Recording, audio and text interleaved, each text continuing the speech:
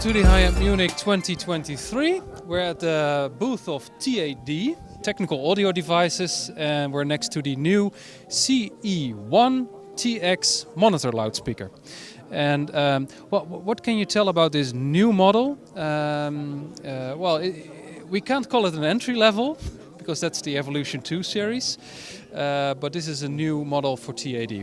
What's new about it? Yes, thank you so much for the interesting. The first thing what I'd like to tell is that we try to keep on going with our expertise being bookshelf type of monitor type of design concept. The point is also that the construction which we implement in here is a bit similar to what you have perhaps experienced in the ME1 or in the E1 version.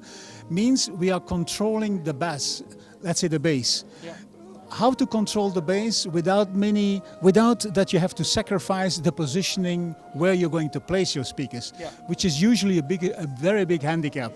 And it's the hardest part for speaker placement. Exactly. So then we have to study so far that we have to make a very special case construction, which is usually very heavy, and it is actually also being that we control the vent. And the vent is controlled particularly in the low frequency level where we're positioning in the center part, and which we then control in a kind of what we call a wave. And that wave control we forecast to the front and to the rear. So the speakers from the point of view of placement are ideal, that you can say no matter what you get a good result. Yeah. It's not overdone, because sometimes honestly speaking, sometimes a so-called tall boy speaker gives sometimes more difficulties than a bookshelf speaker. Oh, definitely, yeah. You see? And if you have a bookshelf type like this one here, which you can call it not immediately bookshelf because it's a large bookshelf. It's a large bookshelf indeed, but you have at least the elegance of it. And the elegance in combination with this kind of construction basis, we can keep on going with a very attractive high-end level of speaker design. So that's what we want to do. The finish, of course, we pay enormously attention. Yeah, it's absolutely beautiful. It's a piece of art. Yeah. So if you look carefully, the way how we have, let's say, dedicated, let's say, casework, it has to do with the fact it has to be placed in a living environment. It should not be too much macho. It should be something in balance with what you have, either modern or classical interior. Plus, we have also pay attention to the stand in the way it is positioned. So that means even the stand is paid attention for, that it is resonance-free, what we call, because it's really very crucial. It's really worth to experience it, because some people might think, the bass might be not enough, but it's more than sufficient. Well, we reviewed it, I think 2 months back. And it's absolutely true. The bass is more than enough, and it's actually a lot for a bookshelf speaker this size. But there's also a new coaxial driver inside, and you mentioned it's from the reference series. Yes. So we learned so much since many years. Many people perhaps know our history, that everything started with CR1, which was the first one, which goes back to the beginning of the century.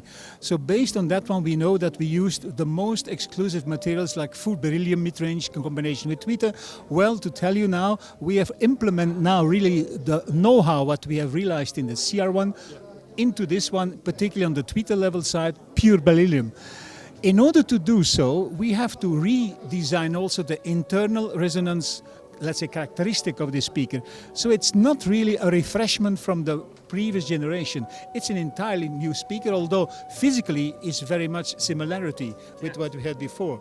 So as a result here, we are proud to say that it is so much leaning to the reference line in terms of design and feeling-wise, emotion side, and that's what we are so happy with. How close is it?